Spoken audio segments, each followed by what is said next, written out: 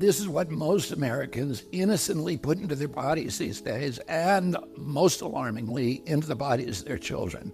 And it's no coincidence that Americans die earlier than Canadians or Germans or Italians or Japanese or Koreans or Australians or most any other comparable country. And it wasn't always that way. Until the early 1990s, our life expectancy was the same or better than other developed countries. Then suddenly, more and more Americans began suffering from chronic diseases, from obesity, cancer, diabetes, kidney disease, Alzheimer's, heart disease, and all kinds of autoimmune diseases. Our maternal mortality rate soared to the highest of any developed country on earth.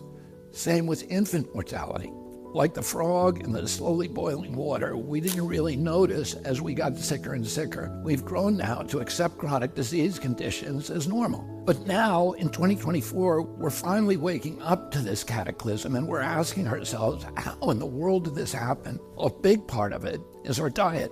Restaurants that serve contaminated food are fined or shut down. But when it's the government that approves the poisons in our food, a few people get very, very rich, and the toxins end up in every supermarket aisle. Let me show you what I mean. Doritos, Cheez-Its, Cap'n Crunch, gummy bears. Everyone knows that these are junk foods, so maybe you wouldn't be too surprised to see that the ingredients include a lot of poisons, including a harmful yellow dye called tartrazine, or yellow dye number 5. What you may not know is that this dye was originally made out of the sludge that's left over when you turn coal into coke for blast furnaces. It's called coal tar, and I've actually sued many big industries for legacy contamination of coal tar all around the country because it's so toxic and it's so harmful to the environment and human beings. A century ago, it was just an obnoxious industrial byproduct that everybody was trying to figure out ways to get rid of. One of the ways that they did that was by paving roads. But then a British chemist figured out that the coal tar could be used to derive fabric dye.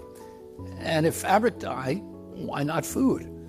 Food manufacturers began using it to cover up the discoloration of low-quality foods that they wanted to pass off on unsuspecting customers. They didn't know back then that this yellow dye, tartrazine, causes tumors, asthma, developmental delays, neurological damage, ADD, ADHD, hormone disruption, gene damage, anxiety, depression, intestinal injuries.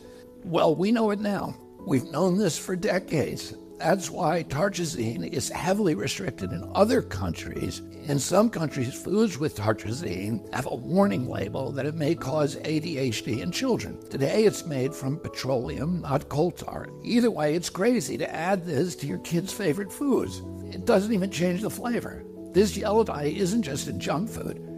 It's in the foods that we consider healthy. It's in everyday kids' snacks like popcorn, mac and cheese, fruit snacks. It's in sports drinks like Gatorade and so-called vitamin water. It's even added to chicken broth, to corn, to pickles, to mustard, and to yogurt. And so, of course, our kids get sick. And we lovingly feed them chewable vitamins which have, surprise, tartrazine.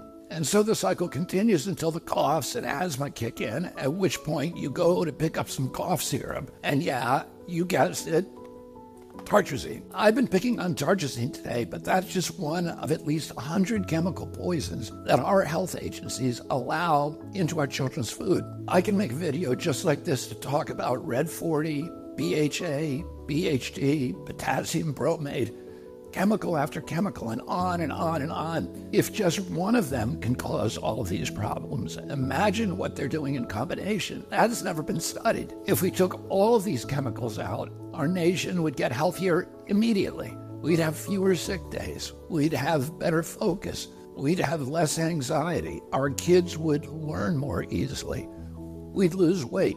We'd have more energy. We'd have fewer tumors and longer lives. It's not all dark. Over the past 16 years, the government has banned 8 chemical additives that cause cancer, genetic damage, asthma, and many of the other health conditions as tartrazine does. And you know what's interesting? All 8 of those crucial steps forward in our kids' health were taken under President Trump. But the Democrats who claim to be all about health care have stood by watching other countries ban these poisons and make our kids sick, asthmatic, hyperactive, and depressed. They left them on every supermarket shelf in America. They even used your tax money to put them in your kids' school lunch. So their big food and their big ag donors probably gave them all that golden handshake and the big money hug. And their big pharma donors probably called them up and thanked them also, because now they're going to make billions selling Adderall, Prozac, and rescue inhalers. Enough is enough. President Trump and I are going to stop the mass poisoning of American children. Together, we're going to make America healthy again. Enough is enough. We have to start making the country healthy again. We have to start making the world more healthy. Let's go. Like, share, and subscribe, guys. Let's level up together. Motivate some more people. And remember, glory. Peace.